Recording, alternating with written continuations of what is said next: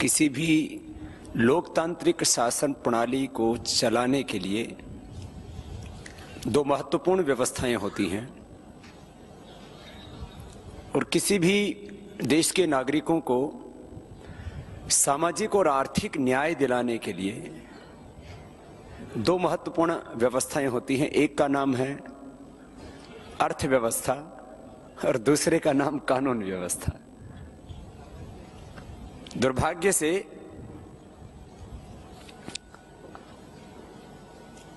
अर्थव्यवस्था के नाम पर अनर्थ व्यवस्था चलती है और कानून के नाम पर कानून बने हुए हैं लेकिन उनका क्रियान्वयन नहीं हो रहा है।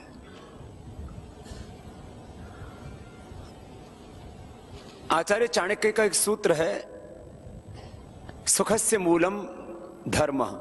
आप जीवन में सुख, स्वास्थ्य, शांति, समृद्धि, तृप्ति, शकुन चाहते हो, सबको संतोष चाहिए, भीतर एक आनंद का जीवन चाहिए सबको। उसका मूल है आध्यात्मिकता। सुखस्य मूलम धर्म है। यहां धर्म का अर्थ आध्यात्मिक मूल्य है, उच्च आदर्श, नैतिकता है, सच्चरित्रता है, पवित्रता है। सुख का मूल है धर्म और धर्म का आधार है अर्थ। धर्मस्य मूलम अर्थ। और अर्थ व्यवस्था का नियंत्रण राज्य के द्वारा होता है। अर्थस्य मूलम राज्यम और राज्यस्य मूलम इंद्रियजः। राज्य जितेंद्रिय लोगों के हाथों में होना चाहिए। दुर्भाग्य से ये जो किसी भी सुख, समृद्ध, वैभवशाली और एक उन्नत राष्ट्र के लिए जो चार आधारभूत स्तंभ हैं वो डगमगा रहे हैं। हम सॉल्यूशंस खोजने की कोशिश करते हैं। जब भी हमारे सामने कई प्रकार की चुनौतियां आती हैं तो हम समाधान खोजने की कोशिश करते हैं। कुछ समाधान उसमें बड़े कारगर हो सकते हैं लेकिन पता नहीं क्यों उन चीजों के ऊपर ध्यान नहीं दिया जाता। ऐसा ही एक समाधान है देश और दुनिया में कर व्यवस्था कैसी हो। इसको लेकर के कर व्यवस्था का प्रारंभ यूं तो मानवीय सृष्टि के उदय के साथ ही हो गया। जैसे ही समाज में सामूहिकता का भाव पैदा हुआ, समाज, राष्ट्र और फिर एक विश्व की रचना का जैसे जैसे आधार बढ़ता गया वैसे वैसे कर प्रणाली विकसित होती गई। आज भारत में करीब 32 प्रकार के डायरेक्ट इनडायरेक्ट टैक्सेस हैं और उसमें करीब 12 लाख करोड़ रुपए की लोकल बॉडी से लेकर के, लोकल अथॉरिटी से लेकर के सेंट्रल गवर्नमेंट तक, स्टेट, सेंट्रल, सब करीब हमारे देश में टैक्स कलेक्शन होता है। ये कर प्रणाली के ऊपर बहुत लोगों ने चिंतन किया। मुझसे भी कई वर्ष पहले अर्थ क्रांति के हमारे भाई मिले। भाई राजीव जी के साथ भी इनका एक अच्छा तालमेल था और अर्थव्यवस्था के बारे में जब मैंने भी पढ़ना शुरू किया तो मैंने अपने कार्यक्रमों में इस बात को कई बार कहा और अपना व्यवस्था परिवर्तन पत्रक में भी हमने इस बात का प्रारंभ से ही जो है संकेत किया कि सारे टैक्सेशन खत्म करो, मात्र 2% ट्रांजैक्शन टैक्स लगाओ। तो हम प्रारंभिक अवस्था में करीब 15 लाख करोड़, जो आज के आरबीआई के आंकड़े हैं कि 2.5 लाख करोड़ रुपए का डेली प्रतिदिन ट्रांजैक्शन होता है। और यदि हम साल भर का देखें, बीच के छोटे के यदि निकाल भी दें तो ये प्रतिदिन, जैसे हमारे इसके ऊपर तो, क्योंकि ये तो सबको पता है, ये कोई हम कोई काल्पनिक बात नहीं कर रहे हैं, व्यवहारिक बात है एकदम। और यदि 2% ट्रांजैक्शन टैक्स, अभी हम थोड़ी देर के लिए भ्रष्टाचार, काले धन की बात ना करें, खाली एक टैक्सेशन सिस्टम की बात करें तो हमारे देश में करीब 15 लाख करोड़ रुपए का टैक्स आता है, मात्र 2% ट्रांजैक्शन टैक्स की हम बात करें तो। और यदि ये 2% ट्रांजैक्शन टैक्स हो जाता है तो जो ब्लैक इकोनॉमी चल रही है वो भी अपने आप व्हाइट इकोनॉमी में हो जाएगी। मैं तो, और इससे आगे की बात करें तो सारा काला धन भी लोग वापस ले आएंगे, क्योंकि एक तरह से भारत टैक्स हेवन हो जाएगा। और ये 1-2 वर्ष के भीतर करीब 30 लाख करोड़ रुपए, और हो सकता है 5 वर्षों के भीतर भारत में टैक्स कलेक्शन 50 लाख करोड़ रुपए पर ईयर हो सकता है। अब ये जो है कुछ अभी बातें आगे की हम बातें सोचें, हो सकता है काल्पनिक लगे। अब इस विषय में टैक्सेशन खत्म होने से हमारे जो है सारे सामान सस्ते हो जाते हैं, करीब 50% तो टैक्सेशन हो जाते हैं, काला धन खत्म हो जाता है, जो है महंगाई खत्म हो जाती है, गरीबी खत्म हो जाती है, सारा चारों तरफ डेवलपमेंट होने लगता है। ये इतनी सी बात क्या हो जाए तो क्या हिंदुस्तान की तकदीर और तस्वीर बदल सकती है? ये एक बहुत गंभीर विषय है। ये तो मैंने 2-3 मिनट में अपनी बात रखी।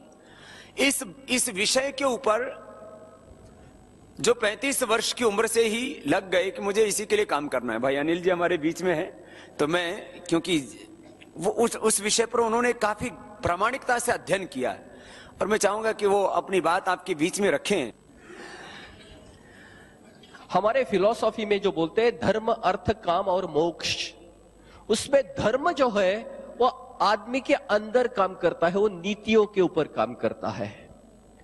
हमारा धर्मशास्त्र बताता है हर का धर्म अलग है, भाई का अलग है, बहन का अलग है, स्त्री का अलग है, नारी का, पुरुष का, सबका अलग है, राजा का धर्म अलग है, जनता का धर्म अलग है, सबका धर्म अलग है। वो उसका अंदर का प्रवास है, वो वृत्ति के ऊपर काम करता है। आदमी के वृत्ति के ऊपर जो काम करता है वो धर्म है।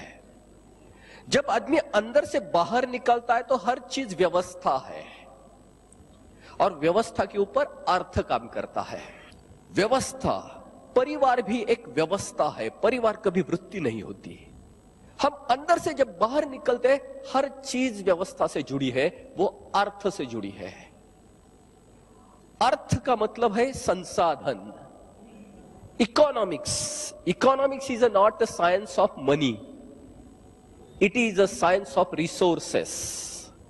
यह संसाधन का शास्त्र है, और जिसको एक पैसे का एक डेरिवेटिव उससे आगे निकल आया है, जिसको फाइनेंस बोलते हैं, वो इकोनॉमिक्स के एक डेरिवेटिव है। Finance is a derivative of economics which is a science of money.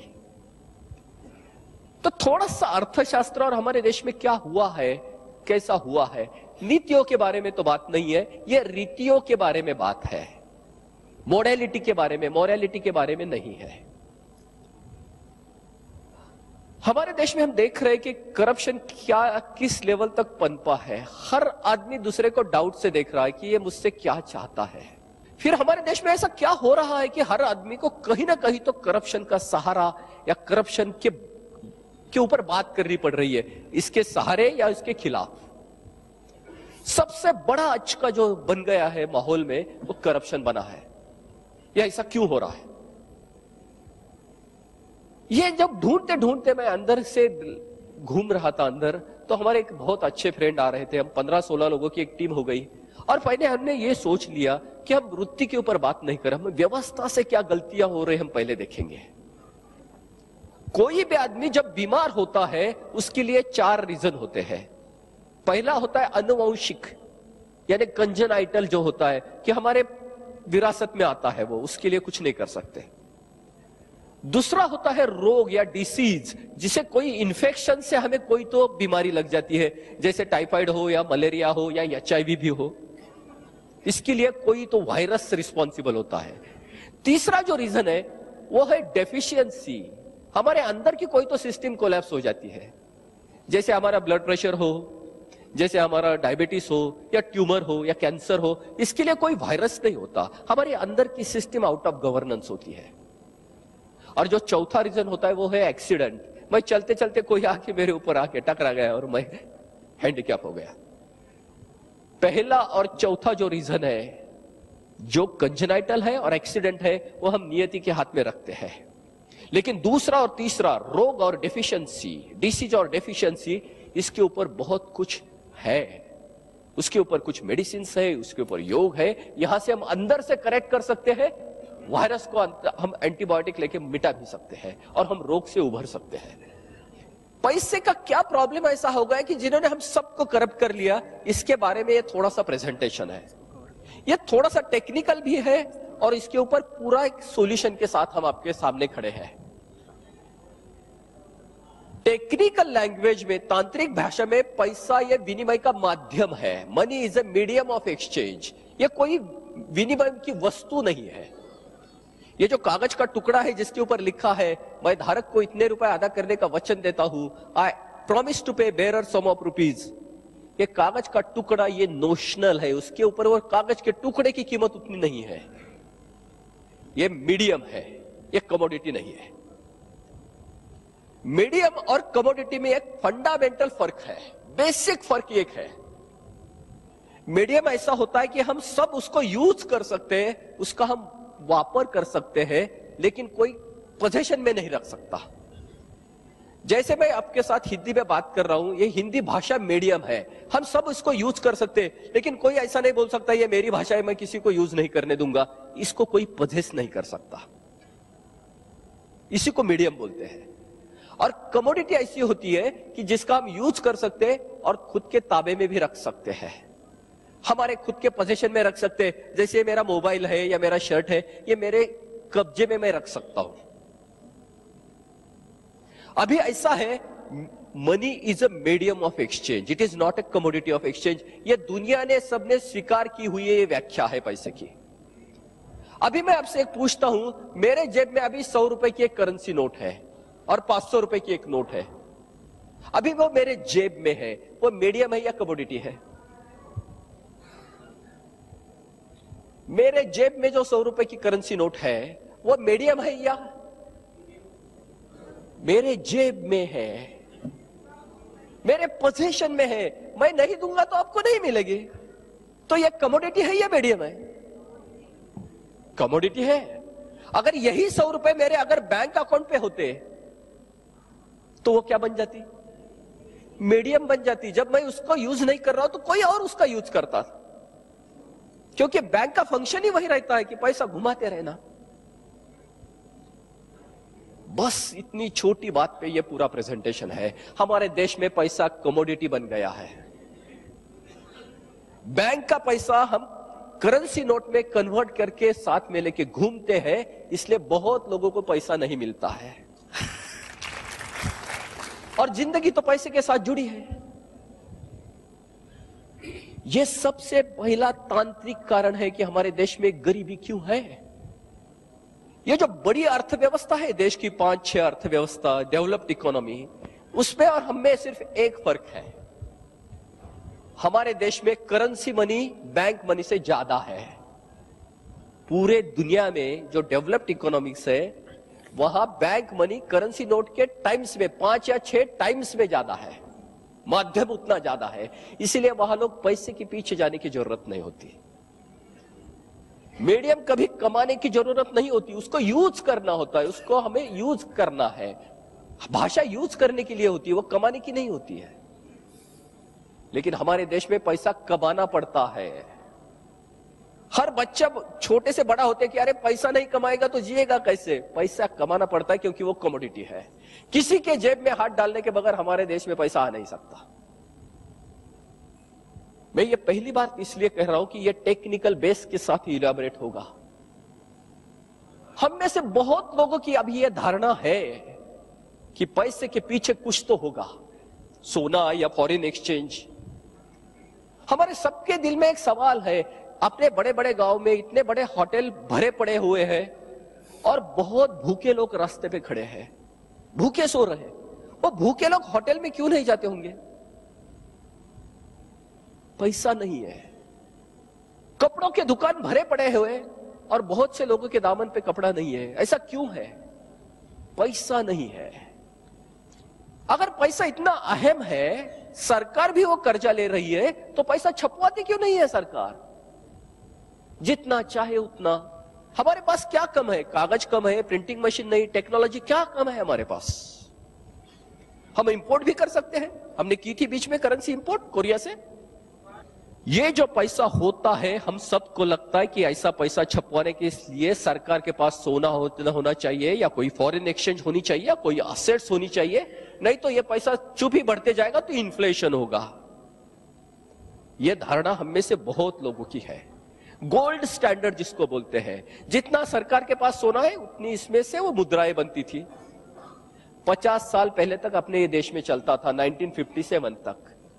हमारा पैसा ऐसा नहीं बनता अभी।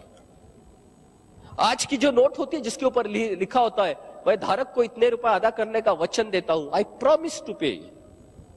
ये नोट जो गवर्नर जो छपवाती नोट वो कॉन्स्टिट्यूशनल राइट से बनती है। ये हमारे कॉन्स्टिट्यूशन ने राइट दी है कि आपकी इकोनॉमी को कितना पैसा चाहिए, उसके आप कुछ मॉडल निकालिए। जैसे आपकी इन्फ्लेशन क्या चल रही है, आपकी ग्रोथ इकोनॉमिक रेट क्या चल रही है, आपकी पुराने नोट कितने रिप्लेस करनी है, इसके मैथमेटिकल मॉडल्स के ऊपर ये नोट छपवाई जाती है। उसके पीछे कोई मटेरियल या होने की जरूरत नहीं है। इसीलिए इस पैसे को हाई पावर्ड मनी बोलते हैं, जिसके पीछे क्रेडिट की जरूरत नहीं होती है, उसके पीछे कॉन्स्टिट्यूशनल पावर होती है। यह पैसा एक प्रकार का हो गया जो सरकार छपवा सकती है रिजर्व बैंक से, और इसमें कि कितनी हमारी वृद्धि है, अर्थव्यवस्था की वृद्धि कितनी है, इन्फ्लेशन के रेट क्या है, इसके मैथमेटिकल मॉडल बनते हैं और उसी हिसाब से नोट छपवाई जाती है। दूसरा एक पैसा होता है, जब मैं किसी के नाम पे, अगर कोई हम जैसे कोई उठ के किसी के नाम पे एक चेक लिखता है, पे टू समबडी, और नीचे हम साइन करते हैं, यह दूसरा पैसा होता है जिसको क्रेडिट मनी या बैंक मनी बोलते हैं। यह दूसरा पैसा हम सब लोग बना सकते हैं खुद का। 500 रुपए का चेक और 500 रुपए की करेंसी नोट में कोई फर्क नहीं होता, दोनों को ही ट्रांजैक्शन मनी यही बोला जाता है। इकोनॉमिक टर्म्स में उसको नैरो मनी भी बोलते हैं, M1।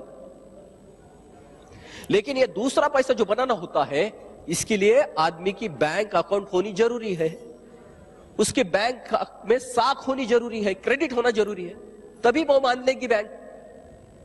ये जो बैंक प्रणाली है जिसमें मैं एक इंस्ट्रूमेंट बनाता हूं खुद का, इसके लिए मेरा बैंक में अकाउंट होना और मेरी साख होना जरूरी होता है। इसीलिए इसको क्रेडिट मनी या बैंक मनी भी बोलते हैं। पहला पैसा सरकार जो बनाती है वो पावर मनी होती है, जिसको हाई पावर्ड मनी होता है। और दूसरा पैसा जब हम सब आम लोग बना सकते हैं, वो डेबिट कार्ड से बनाए या इलेक्ट्रॉनिक मीडिया से बनाए, ये साख के ऊपर होती है। इसके लिए बैंक का होना बहुत जरूरी होता है। और यही हमारी एक गलती यहां होती है, हम में से सब पढ़े लिखे लोग बहुत बड़ी मात्रा में हम सरकार का पैसा यूज करते हैं, करेंसी नोट, खुद का पैसा हम तैयार नहीं करते हैं। ये जो करेंसी नोट होती है ये हाई पावर्ड होती है, इसके बाद और एक उसके साथ अवगुण भी होती है। ये करेंसी नोट नॉन ट्रेसेबल होती है। एक बार उसने हाथ बदल दिया तो कौन किसके लिए किसने पैसा दिया कभी समझ में ही नहीं आएगा। मेरी 500 की नोट अगर इनके जेब में चली गई तो ये किस लिए आई, कहां से आई, कोई इसका पता नहीं लगेगा। ये नॉन ट्रांसपेरेंट हो सकता है। लेकिन बैंक मनी ट्रेसेबल होता है। अगर मेरे अकाउंट से मैंने किसी को चेक दिया तो कौन से अकाउंट से गया, कब गया, कैसे गया, ये पूरा रिकॉर्ड बनता है। बैंक मनी ट्रेसेबल होता है।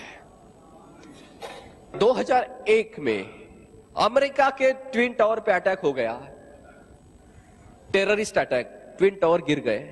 उसी साल हमारे पार्लियामेंट पे भी अटैक हो गया।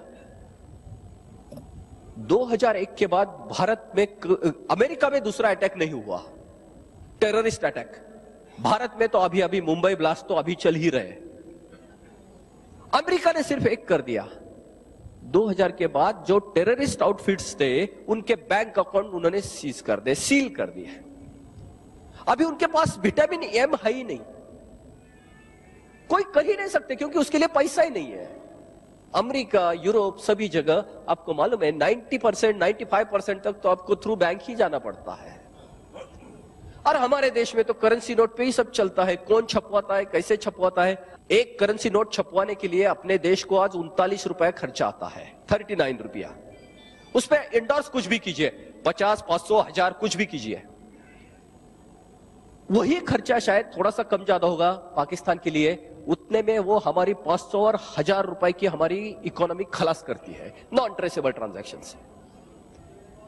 ये हाई पावर्ड मनी जब इंडिया में आता है सभी जगह घूमने लगता है, उससे सब कुछ परचेस किया जा सकता है। पॉलिटिशियन को, हमारे पुलिस व्यवस्था को, हमारे न्याय व्यवस्था को, हमारे शिक्षण व्यवस्था को। नॉन ट्रेसेबल, उसको चैलेंज भी नहीं दे सकते। हाई पावर्ड मनी किसको समझता है ये नोट जेन्युइन है नहीं है।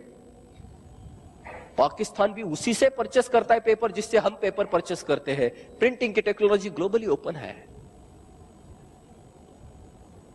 आज बैंक मनी और क्रेडिट मनी में जो फर्क हो रहा है, आज पूरी यूके, इंग्लैंड कैशलेस इकोनॉमी की तरफ जाने की सोच रही है टेररिस्ट के अरेस्ट करने के लिए कि आपको विटामिन एम नहीं मिले। अगर दुनिया में कोई भी चीज बनती है तो उसके लिए दो चीज की जरूरत होती है, मोटिव्स और मीन्स। मोटिव यानी आपके मन में हेतु होना चाहिए और वो हेतु के लिए आपके पास संसाधन होनी चाहिए। मोटिव्स जो आते हैं वो नीति से आते हैं, मोटिव जो आते हैं वो अर्थ से आते हैं। मीन्स आते हैं वो अर्थ से आते हैं। किसी ने मोटिव्स करेक्ट करने की कोशिश नहीं की, अमेरिका ने मोटिव्स करेक्ट करने की कोशिश नहीं की, उन्होंने मीन्स को अरेस्ट किया। और हम लोग सोचते हैं हर बार कि वो मोटिव को बदलना पड़ेगा, हमें मीन्स को करेक्ट करना पड़ेगा। मोटिव्स के लिए तो हमारे पास बहुत बड़ी विरासत है। मोरालिटी में तो हम फिलॉसफी में दुनिया को फिलॉसफी देते हैं। अमेरिका और भारत दोनों में अलग फर्क है। दोनों का पेट बहुत दुखता है, बहुत दर्द है दोनों के पेट में, लेकिन वजह 180 डिग्री में अलग है। एक का बहुत ज्यादा खाने से दुखता है, दूसरे का न खाने की वजह से दुखता है। हम लोगों को क्या करना चाहिए? पैसा इतना अहम हो गया है और वो पैसा नहीं बन रहा है तो हमारे लिए क्या होगा? हम पैसे को कैसा बनाएंगे? बैंक से कैसे ट्रांजैक्शन होते जाएंगे? ट्रांसपेरेंट कैसे होंगे? और जैसे बाबा जी जो बात करते हैं कि 50 की करेंसी नोट क्यों नहीं चाहिए ऊपर की, 39 रुपए के खर्चे में अगर पाकिस्तान को 50 की नोट बनानी है तो परवड़ेगी नहीं, क्योंकि वो डिस्ट्रीब्यूट करने के लिए 11 रुपए लगेंगे, बैंकक्रप्ट हो जाएगा पाकिस्तान। लेकिन 39 रुपए में 500 और 1000 की अगर ये काउंटरफिट करेंसी बनी ना तो कितना प्रीमियम है। ये दाऊद कहां से इतने बड़ा फैला सकता है? ये कोई भी करप्शन का बेसिक टूल क्या है? हम में से इतने बड़े व्यापारी है, बड़े बिजनेसमैन है, हम रिश्वत किस में देते हैं? कभी चेक से दे सकते हैं? दाऊद ने कर मेरे कनपट्टी पे रिवॉल्वर रखा, मुझे 2 लाख रुपए की रैंसम चाहिए, फिरौती चाहिए, मैं इतना ही पूछूंगा, मेरे पास करेंसी नहीं है, बोल कौन से नाम पे चेक दे दूं? दाऊद ले सकेगा वो पैसा? हम लोग बहुत बड़ी मात्रा में एक तरफ जा रहे हैं कि ये सभी अर्थशास्त्रियों का प्रॉब्लम नहीं है, ये तो आम आदमी का, ये कॉमन सेंस का प्रॉब्लम है।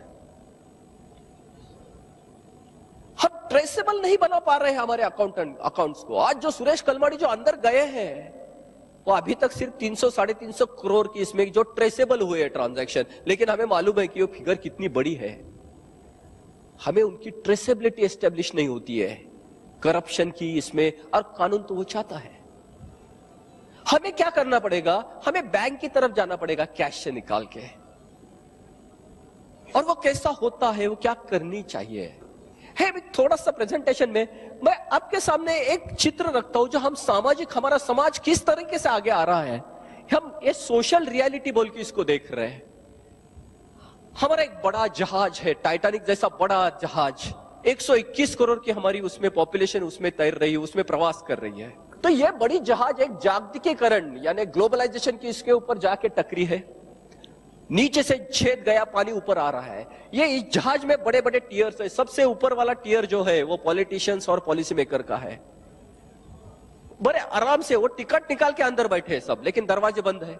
नंबर 2 वाला जो टियर है उसमें सभी ऑर्गेनाइज क्लास, जो पेंशन होल्डर है, जिनके पास थोड़ी सी भविष्य की कुछ निधि है, कोई सुरक्षा है, वो बीच वाला है। और सबसे छोटे वाला जो क्लास है, नीचे वाला अनऑर्गेनाइज क्लास, हमारे देश में 70% पॉपुलेशन उसमें है।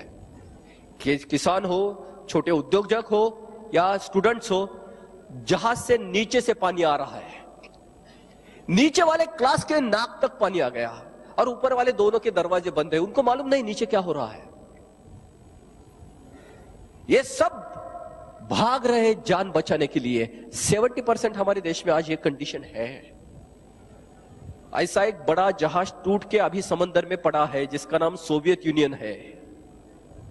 1989 में टूट के पड़ा है, बिखर गया है। आज हमारे जहाज करप्शन और इसमें से एक कंडीशन में है, ऐसा हमें लगता है। ये इंटरप्रिटेशन है, ये गलत हो सकता है। आज हम सबकी एक ही ड्यूटी हो सकती है, एक ही कर्तव्य हो सकता है, अपने अपने कमरे छोड़ के वो जहाज को बचाना चाहिए। कोई भी चेंबर में हो, मैं इंजीनियर हूं, डॉक्टर हूं, सीए हूं, बिजनेसमैन हूं, पहले वो जहाज बचना चाहिए, देश बचेगा तो हम तैरेंगे। हमारा देश अभी एक बड़ी बिल्डिंग जैसे खड़ा हो गया। ये पंचायत जैसी छोटी छोटी स्मॉल इज ब्यूटीफुल से लेके हम जायंट इज पावरफुल की तरफ हम बढ़ने लगे हैं। अभी एक ओनरशिप के बड़े बिल्डिंग जैसे हमारा देश खड़ा हुआ। आपको तो सबको मालूम है कि ओनरशिप के बिल्डिंग को जो पानी का सप्लाई होता है वो ओवरहेड टैंक से होता है। नीचे वाले कुएं से और रिजर्वायर से तो पानी ऊपर नहीं ले जा सकते। हम देख रहे हैं कि इतने बड़े इसमें ऊपर वाले जो हौद है, टैंकर है, टैंक, उसमें से वाटर लेवल कम होती जा रही है, इसलिए बहुत से नल को पानी नहीं आ रहा है नीचे। हम समझ नहीं पा रहे कि ऊपर वाले टंकी में पानी क्यों नहीं है। हम जब पीछे जाके देखते हैं तो पीछे वाले हौद में तो बहुत पानी है, पंप चालू है, लेकिन वो वहां तक नहीं पहुंच रहे क्योंकि वो बीच में से पानी बाहर आ रहा है। ये ऊपर वाली टंकी गवर्नमेंट का रेवेन्यू होती है, और ये जो पानी उठाने वाली जो होती है उसको टैक्स पैटर्न बोलते हैं, जैसे अभी बाबा जी बोल रहे थे। वो गवर्नमेंट तक पहुंच ही नहीं रहे, वो बीच में से बाहर निकल रहे, उसको काला पैसा या ब्लैक मनी बोलते हैं। और उसका एक अलग पॉइंट बन गया बाहर जो आउट ऑफ गवर्नेंस है, दैट इज पैरेलल इकोनॉमी, समांतर अर्थव्यवस्था।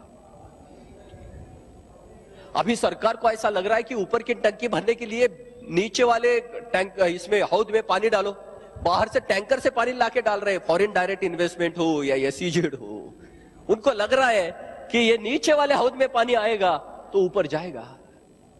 कैसा जाएगा जब तक ये अंदर है। ये जो बड़ी बड़ी फिगर आ रही ना, 1,72,000 करोड़, एफडीआई नीचे आ रहा है, बाहर से जाके घूम के फिर बाहर जा रहा है। और अभी सभी व्यवस्थाएं, सबको पानी की जरूरत है। आम आदमी को भी मजबूरन यहां जाना पड़ रहा है पैरेलल इकोनॉमी की तरफ। आम आदमी को अगर एक फ्लैट लेना है तो सफेद पैसे में पूरा फ्लैट कभी नहीं मिलेगा, उसको तो देना ही पड़ेगा। मैं रिश्वत लेना नहीं चाहता, लेकिन देना तो मुझे पड़ेगी, ये तो मेरी मजबूरी है। और ये आ रहा है यहां से, और ये टोटली आउट ऑफ गवर्नेंस है। ये अगली वाली सिस्टम गवर्नेंस में है क्योंकि उसको टैप है, लेकिन यहां क्या कर सकते हैं हम। आज को जो सब फैला हुआ है ना, वो पैरेलल इकोनॉमी से आ रहा है। अभी आपको क्या लगता है कि ये नलियां बदलने के सिवा कोई और रास्ता है अपने पास? कोई रास्ता है? आम आदमी का बजट और सरकार का बजट बिल्कुल उल्टा होता है।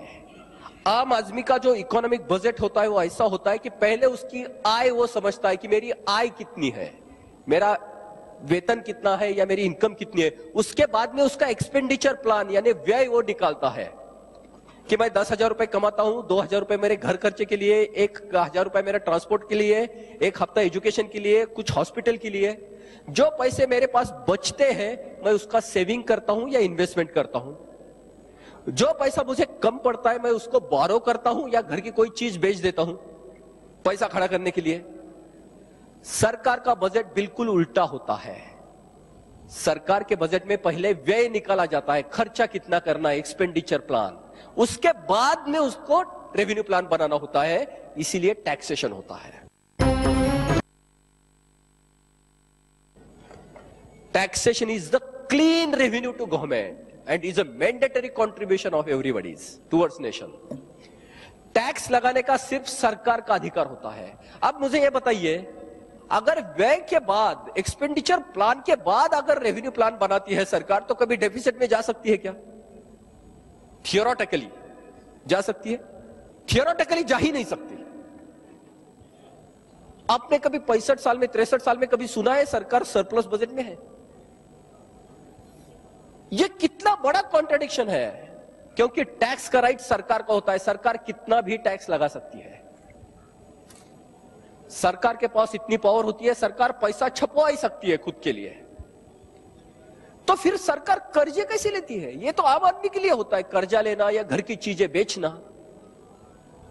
आज सरकार यहां आगे के फंस गई है कि वो टैक्सेशन से मैनेज नहीं कर पा रही, क्योंकि इतना बड़ा ब्लैक मनी हो रहा है और सरकार की जिम्मेदारियां बढ़ती जा रही है। हमारी लाइफ एक्सपेक्टेंसी बढ़ रही है, हमारी रिक्वायरमेंट बढ़ रही है, इंफ्रास्ट्रक्चर की रिक्वायरमेंट बढ़ रही है, सरकार के पास खर्चे के लिए पैसा नहीं है। मैं पॉलिटिशियन की बात नहीं कर रहा हूं, मैं गवर्नमेंट यानी सिस्टम की बात कर रहा हूं। आज हमारे देश में government is a system and politician is a component. Politician एक भाग है एक व्यवस्था का, लेकिन आज का पॉलिटिक्स पूरे काले पैसे पे खड़ा है। क्यों? 60 साल में इलेक्ट्रल डेमोक्रेसी के लिए हमारे लिए सफेद पैसे का कोई प्रावधान है ही नहीं, बजटरी प्रोविजन है ही नहीं। तो आज के पॉलिटिक्स कहां से चुन के आते होंगे आपको लगता है? एक एमपी के लिए हमारे देश में एवरेज जो खर्चा है वो 7.8 करोड़ 7 करोड़ 80 लाख रुपया है एवरेज खर्चा। एक एमएलए के लिए यानी विधायक जो है 3.6 करोड़ 3.6 करोड़, मैं इंडिया का एवरेज बोल रहा हूं। और कारपोरेटर के लिए 50 लाख से 1 करोड़ तक खर्चा है। और इसके सब के लिए बजटरी प्रोविजन तो है ही नहीं। हमारे बजट में तो कुछ पैसा होता ही नहीं उसके लिए। तो ये कहां से आते होंगे आपको लगता है? ये विधायक और ये कहां से आते होंगे? उनको क्या रास्ता है उनके लिए? पार्टी फंड यानी ये छोड़ के जो डोनेशंस हमें मालूम है कितने होते हैं, इसके सिवा रास्ता क्या है? हमारे जो टॉप लोग उसी ऑब्लिगेशंस में आते हैं, तो वो जो शाख पे बैठे वो काट नहीं सकते, उसके भी ऑब्लिगेशंस होते हैं। आज हमें जो लग रहा है ये ऐसा लग रहा है, ये भी इंटरप्रिटेशन है, ये भी इंटरप्रिटेशन है।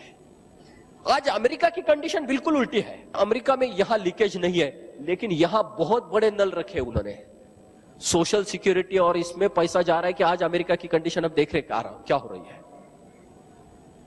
हमारे और अमेरिका की एक ही प्रॉब्लम है, फिस्कल डेफिसिट, सरकार का व्यय कैसा बढ़ाए।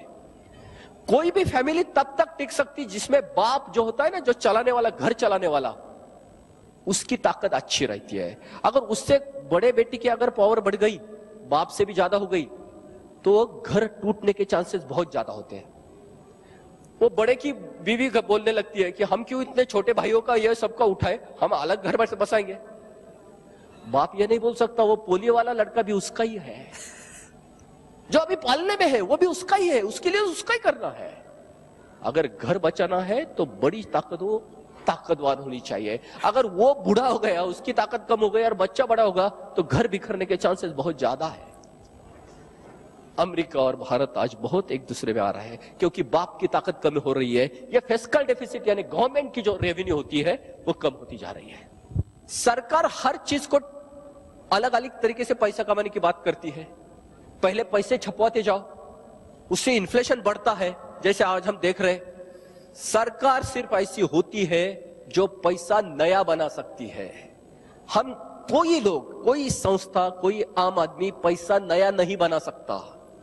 हम पैसा कर्जा ले सकते हैं, यानी मार्केट का पैसा घुमाते रख सकते हैं हम, लेकिन नया पैसा नहीं बना सकते। हमें अगर बैंक से लोन लेना है तो हमें कुछ मॉर्गेज रखना पड़ता है। अगर हमें नया पैसा बनाना है तो हमें उससे इनकम से, प्रॉफिट से ही बनाना पड़ता है, कुछ एक्टिविटी करनी पड़ती है। सरकार को जरूरत नहीं है, सरकार करेंसी नोट छपवा सकती है। सरकार रिजर्व बैंक से एडवांस लोन ले सकती है, जिसको ट्रेजरी बिल बोलते हैं, 30 डेज, 90 डेज, 60 डेज के क्रेडिट के, और टैक्स से आने वाले पैसे से वो वापस कर सकती है वो ऋण। यानी सरकार ऐसी होती है कि वो पहले पैसा तैयार कर सकती है। अभी इसमें है inadequate tax revenue to government, tinkering of taxation. सरकार को सब पैसा जब कम गिरने लगता है तो सरकार टैक्स के साथ खिलवाड़ करती है। जैसे अभी बाबा जी ने बताया 32 अलग अलग परसेंट टाइप्स के हमारे यहां टैक्सेस है। किसी को मालूम नहीं है कैसे होते, कोई सीए भी नहीं बता सकता। ये अलग अलग किस्म, डिस्क्रिमिनेशन, नॉन ट्रांसपेरेंसी, इसके लिए इतने शेड्यूल्स आम आदमी को समझता ही नहीं। वो इतना समझता है मुझे घर चलाने के लिए कुछ तो देना है, सीधे से लेना भाई। इतना वो ट्विस्ट किया जाता है कि वो समझता नहीं। इसका जो होता है tinkering of taxation system, come on, flawed taxation system, वो बहुत क्लिष्ट हो गई है, बहुत कॉम्प्लिकेटेड हो गई हमारी टैक्स सिस्टम। इससे क्या हो रहा है? टैक्स इवेजन, इसमें से हमारे देश में से टैक्स बहुत बड़ी मात्रा में चोरी या टैक्स से हम बाहर आ रहे हैं। ये टैक्स इवेजन से डायरेक्ट जो होता है, आपको आज मालूम है जिम्बाब्वे जैसा एक देश है जहां 2 बिलियन जिम्बाब्वियन डॉलर की नोट है, 2 बिलियन जिम्बाब्वियन डॉलर, और उसमें क्या मिलता है? एक चाय का कप और बिस्कुट का पूड़ा। $2 बिलियन की जिम्बाब्वियन नोट, ये इन्फ्लेशन होता है, हाइपर इन्फ्लेशन जिसको बोलते हैं। इन्फ्लेशन की वजह से हमें बड़ी नोट निकालनी पड़ती है। बड़ी नोट निकालने की वजह से ईज ऑफ कैश ट्रांजैक्शन आसान होते हैं। आज 1 करोड़ का तो बक्सा भी नहीं है, छोटी सी गड्डी में पैसे चले जाते हैं। उसका जो डायरेक्ट होता है non traceable transaction, cash transaction कभी ट्रेसेबल नहीं होते हैं। कैश ट्रांजैक्शन नॉन ट्रेसेबल हो जाते हैं। दूसरी तरफ से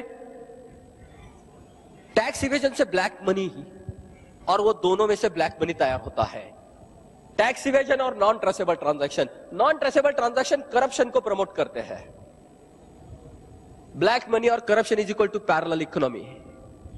दूसरी तरफ से लार्ज डिनोमिनेशन नोट की वजह से less use of banking system, हम बैंक में जाते ही नहीं है, अपना पैसा तैयार ही नहीं करते।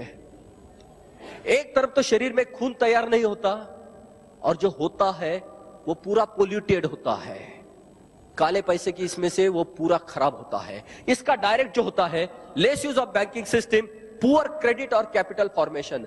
हमारे देश में पैसा बोरियों में पड़ा है, लेकिन कैपिटल नहीं है, भांडवल नहीं है, दिखाने के लिए सफेद है ही नहीं। Inadequate capital supply to economy, GDP growth slow down. Baba ji हर इसमें बोलते हैं कि हमारी जीडीपी बहुत ज्यादा होनी चाहिए, वो होती नहीं है। जीडीपी कम डाउन होने की वजह से सरकार को जो टैक्सेस मिलते हैं, इनडायरेक्ट टैक्स, वैट हो, एक्साइज हो, वो कम मिलते हैं। ये विशेष सर्कल पूरा होता है। इनएडिक्वेट टैक्स और करप्शन, सरकार के पास ताकत भी नहीं है और करप्शन से ये देश लिपटा है। ये दोनों में से पुअर गवर्नेंस होता है। हमारे देश की आज सबसे बड़ी प्रॉब्लम पुअर गवर्नेंस की है। करप्शन को वो कंट्रोल नहीं कर पा रही है। पुअर गवर्नेंस और करप्शन से पूरी देश की सोसाइटी इनसिक्योरिटी फील कर रही है, आज असुरक्षित महसूस कर रहे हैं हम सब लोग। ये हमें लगता है ऐसा हो रहा है। पूरे टैक्स निकाल देने चाहिए, 50 के ऊपर की नोट निकल देनी चाहिए, एक ही जगह टैक्स लगना चाहिए ट्रांजैक्शन पे। अभी कोई कंप्लायंस करना, किसी को टैक्स भरना नहीं है, कोई कुछ नहीं करना है। No compliance, no audits.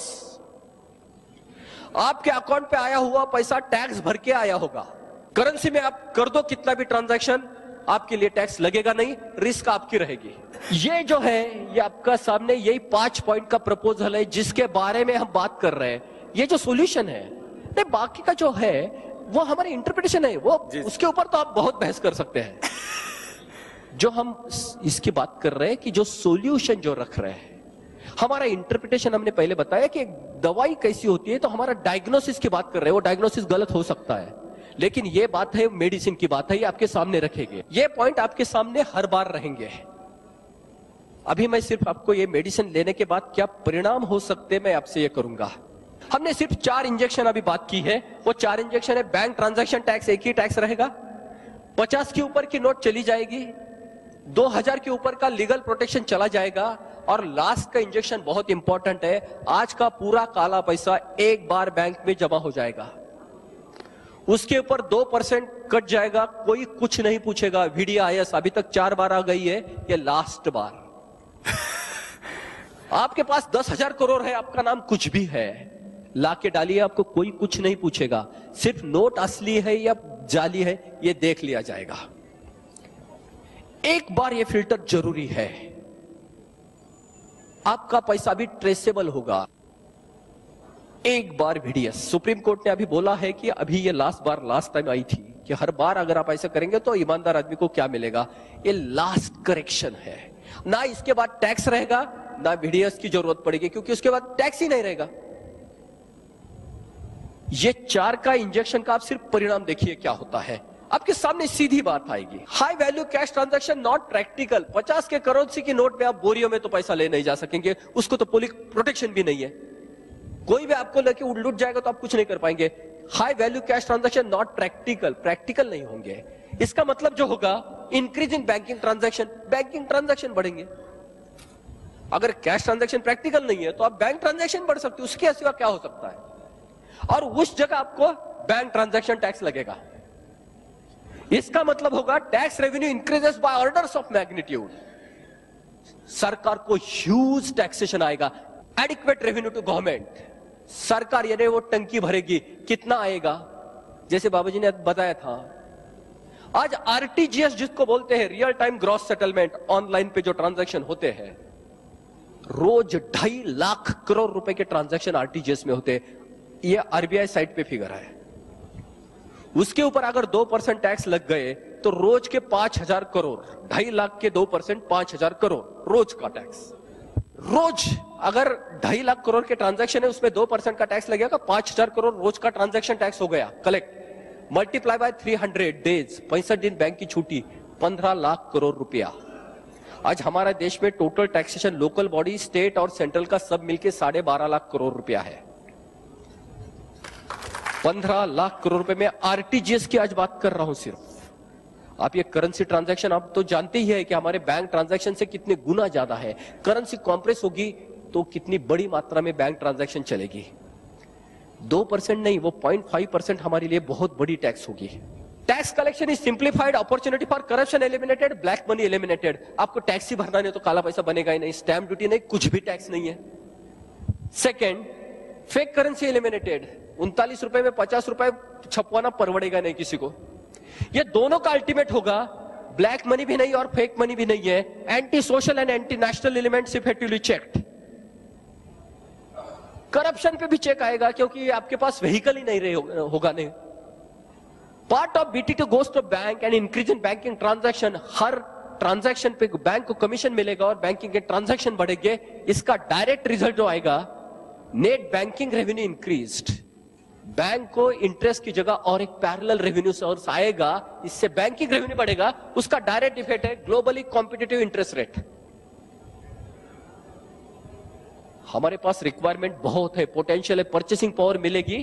Globally competitive interest rate अगर 4% 5% से हमें सबके लिए पैसा मिलने लगेगा, किसानों को, एजुकेशन को, व्हीकल को, हाउसिंग को, चीप एंड इजी कैपिटल, पैसा आसान भी होगा और सस्ता भी होगा। इसका डायरेक्ट इफेक्ट है purchasing power of a society as a whole increased. यही होता है, सिर्फ यही होता है इकोनॉमिक्स में। आज अमेरिका में जो डर है, इंटरेस्ट रेट बढ़ने के डर है और सोसाइटी की परचेसिंग पावर डाउन जाएगी, यही डर है। Market demand boosted, purchasing power बढ़ेगी, जरूरतें हैं तो मार्केट की डिमांड बढ़ेगी। उसका direct effect industry trade supply stimulated, रोजगार बढ़ेगा, कारखाने चलेंगे, बिजनेस चलेंगे, पैसा है, बढ़ोतरी। Commodities and services are freed from tax influence, prices drop. आज हम सबको मालूम है हर चीज के ऊपर कम से कम 30% या 35% टैक्सेस होते हैं। हर चीज के ऊपर एक्साइज होती है, हर चीज के ऊपर वैट होता है, हर चीज के ऊपर टैक्सेस होते हैं, लोकल बॉडी के टैक्सेस। हमें मालूम है कि पेट्रोल की कीमत कितनी है मार्केट में, उसके ऊपर टैक्सेस कितने हैं। 65 रुपए की कीमत जो है पेट्रोल की, उसकी रियल प्राइस जो है वो 27 रुपया कुछ पैसा है, ऊपर के सब टैक्सेस है। हर चीज के ऊपर टैक्सेस होते हैं, वो कम से कम 35% तक उसका कंपाउंडिंग होता है। सब टैक्स चले जाने से प्राइसेस विल ड्रॉप और वहां से इंटरेस्ट रेट कम होने से चीप एंड इजी कैपिटल, उससे भी प्राइसेस कम आएगी, महंगाई बहुत नीचे जाएगी, purchasing power increases, market demand boosted, focus shifted to innovation from manipulation. हम काली पैसे की जगह हम सफेद पैसे की बात करेंगे, क्वालिटी की बात करेंगे, इंप्रूवमेंट की बात होगी। ये पैसा छुपाना कहां, फिर वो स्विस बैंक में रखना कैसे, फिर उसको वापस कैसे लेना, फिर वो मॉरिशस रूट कैसे करना, कोई जरूरत नहीं रहेगी। पैसा यहां घूमेगा, यहां होगा। Industry trade supply stimulated, black money is converted into white money, supply regulated. बड़ी नोट भी नहीं है तो एक बार सब कुछ ला के डालो, वीडियास। आपको कोई पूछेगा नहीं 28,000 कहां से आए, 28,000 करोड़ ये इकोनॉमी में आ जाएंगे तो लोगों को सस्ते इसमें कर्जा मिलेगा और नीचे तक वो परकोलेट होगा। आपका पैसा तिजोरी में जो पड़ा है वो किसी के काम का नहीं है, नीचे आना चाहिए उसको।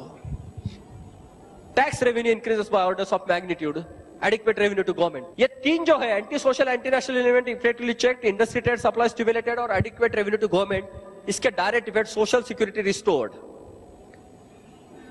एंटी नेशनल और एंटी सोशल एलिमेंट को अगर चेक हो गया तो सोशल सिक्योरिटी आएगी। दूसरी तरफ से government debt check, fiscal deficit recovered. हर लोकल बॉडी से लेकर स्टेट्स, गवर्नमेंट और सेंट्रल बॉडी को हर ट्रांजैक्शन पे टैक्स मिलते रहेगा। जितना सरकार खर्चा करेगी वहां से टैक्स मिलता ही रहेगा। सरकार को सिर्फ खर्चा करने का यही रोल रहेगा। अभी रेवेन्यू तो ऑटोमेटिक हो गया,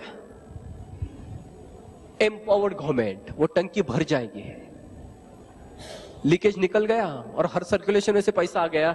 एम्पावर्ड गवर्नमेंट जो हमारे यहां था वीक गवर्नमेंट, ये पहले इसमें एम्पावर्ड गवर्नमेंट यहां आएगा। दूसरी बार एम्प्लॉयमेंट अपॉर्चुनिटी बढ़ेगी, ट्रेड बिजनेस बढ़ेगा, पैसा गांव गांव तक घूमने लगेगा, तो वहां के पैसे, वहां के रोजगार बढ़ेंगे। ये नक्सलाइट मूवमेंट को एक चेकआउट हो जाएगा, देश में आबादी और शांति आने के चांसेस है।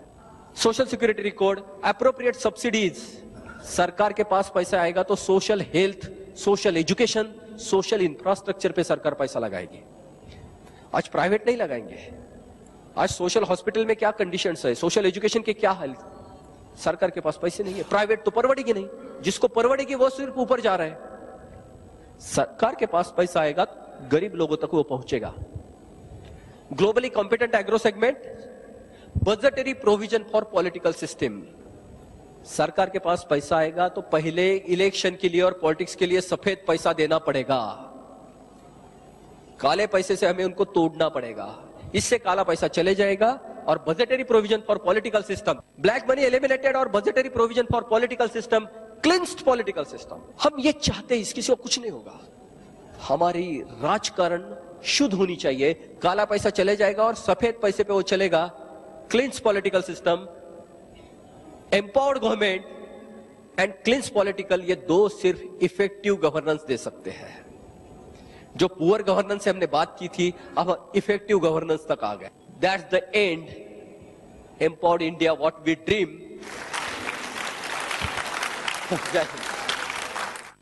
आई thank you sir, it was excellent presentation. But मैं एक छोटा घटना बोलना चाहता हूँ। दिल्ली यूनिवर्सिटी नॉर्थ कैंपस में मैं एक रिक्शा में जा रहा था, मेरी बेटी वहाँ पढ़ती है, तो रिक्शा वाला से बात किया मैंने, तो ऐसे बात करना, बाकी चीज नहीं बोलूंगा। उसको बोला कितना कमा लिया, डेली कितना कमा लेते हो? बोला कि 350 रुपया कमा लेता हूँ, 350 से 400 रुपया। तो अभी कितना जमा कर लिया? तो बोला सब 6000 कर लिया। कहाँ रखे हो? बोला घर में रखे हैं। तो चोरी नहीं होता है? नहीं, मेरा मालिक बहुत अच्छा है, खाली होने से भी चोरी नहीं होता है। तो आप बैंक में क्यों डिपॉजिट नहीं करते हो? अकाउंट नहीं है क्या? नहीं साहब, मेरा SBI में अकाउंट है। तो यहाँ जमा कर दो, आपका अकाउंट में सीधा चला जाएगा। तो बैंक में मेरे को मैंने मुश्किल होता है। तो फिर मैं उसको, जहाँ मेरे को पैसा निकालना था SBI के ATM में, तो मिरांडा हाउस के सामने मैं पैसा जाके निकाला, उसको दिखाया। तो बोला तुम ये क्यों नहीं करते? नहीं सर, मेरे को बैंक में मुश्किल होता है। तो आपका जो चीज में दो चीज समझा कि 50 रुपया का डिनोमिनेशन रहना चाहिए, 2000 का ऊपर आपका transaction, this is the basic thing. तो 2000 के बाद बैंक ट्रांजेक्शन होगा। तो इसमें जो है, जो बैंक का जो इंफ्रास्ट्रक्चर सिस्टम है, एक्सेसिबिलिटी टू बैंक, जिसने आपने कहा कि 40% जहां इलिटरेट्स हैं, तो वो चीज को थोड़ा क्लैरिफाई करना है कि बैंक को जो एक्सेसिबिलिटी आज का तारीख में, क्योंकि हमने इंटीरियर में काफी काम किए हैं सेंट्रल एरिया में, तो बैंक का जो एक्सेसिबिलिटीज है, तो जहां गवर्नमेंट ऑफिसर्स लोग को एक्सेसिबिलिटी नहीं होता है, तो ये चीज में हाउ डू यू एनविसेज? बताता हर ट्रांजैक्शन में जब बैंक को कमीशन मिलेगा तो बैंक, मोबाइल बैंक हर इसमें जाएगी, क्योंकि कमीशन मिलेगा उनको। ट्रांजैक्शन पे, कमीशन पे अगर नहीं बात मिलेगी तो बैंक लोगों की तरफ खुद आएगी। अभी वो इंटरेस्ट के साथ जुड़ी हुई नहीं है, जितना पैसा बैंक से ट्रांजैक्ट होगा बैंक को कमीशन मिलेगा, है ना। और 50 की नोट तो है, देहात में तो 50 की नोट की में चल ही सकता है सब कुछ। आज का जो चल रहा है उसको तो कोई डिस्टर्ब नहीं होगा। 50 की नोट रहेगी, 2000 तक एक वक्त का आपका बिजनेस भी, कुछ भी आप कर सकते हैं 2000 का एक रिसिट के ऊपर। दिन में आप 10 करो ना व्यवहार, 2000 के, लेकिन एक रिसिट पे 2000 के ऊपर या 3000 के ऊपर की नहीं होगी। आम आदमी जो इतना गरीब है, दारिद्र्य रेखा के इतने नीचे है, वो कितना ट्रांजैक्शन करेगा? 84 करोड़ लोगों के पास तो इतना पैसा नहीं है। अपने देश में 80,000 से ज्यादा, 90,000 के करीब बैंक हैं, शाखाएं उनकी। अब ये थोड़ा और बढ़ा दे तो 1 लाख हो जाएंगी। Sir, I would really like to compliment you कि हमें तो हमेशा ये बताया गया था economy is very very complex. You made it so simple कि ऐसे लगता है जैसे कंट्री की हर प्रॉब्लम का सोल्यूशन इस आपके पावर प्रेजेंटेशन में है। It's really wonderful. बट एक चीज है जो आपने कहा कि 40% इलिटरेसी है, तो हम कैसे एनविसेज करते हैं कि वो illiterate will be able to actually get into these bank transactions on regular basis? आज हमारे पास जो डेबिट कार्ड जो होती है, डेबिट कार्ड और सिम कार्ड में कोई फर्क नहीं होता। जैसे हमारी टॉक टाइम खत्म होती है तो अनपढ़ लोग भी जाके रिचार्ज कूपन लाता है 50 रुपए का, तो ये चालू होता है, उसको बाकी कुछ नहीं समझता, यही डेबिट कार्ड होता है। कार्ड स्वाइप इसमें क्या है, ये एंट्री हो जाती है, इट इज इन प्रैक्टिस। ये जो प्रोजेक्ट है आपने कितने पॉलिटिशियंस को दिखाया क्या? हाँ ये बताओ। और उनकी रिएक्शन क्या है आपकी? हाँ कितने पॉलिटिशियंस को दिखाए हैं, उन पॉलिटिशियंस की रिएक्शन क्या है आपकी उसकी तरफ? आज के देश में जो सबसे बड़े पॉलिटिशियंस हैं, हर पार्टी के टॉप के लीडर को ये दिखाई गई है,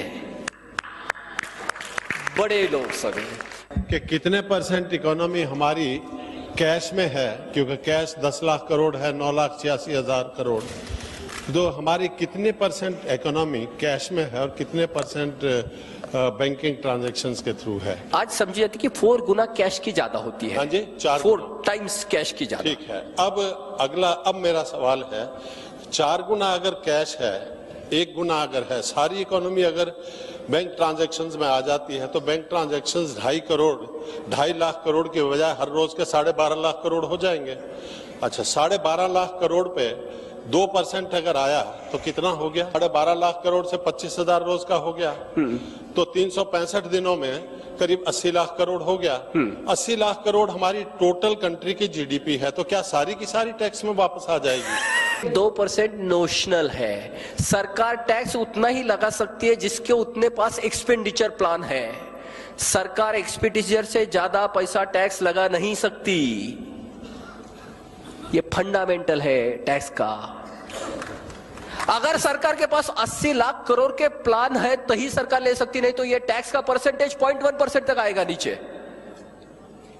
सरकार सिर्फ ऐसी होती है जो टैक्स जो होती है सरकार की आय एक्सपेंडिचर प्लान के बाद होती है। तो अच्छी बात है, ये 2% नहीं, हमें आधा % देना पड़े तो क्या दिक्कत है? हाँ, परसेंटेज ही कम हो जाएगा, ये तो और खुश हो जाएंगे लोग।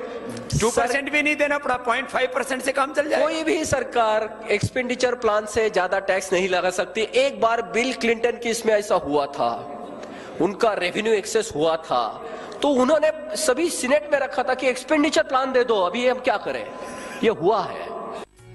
योग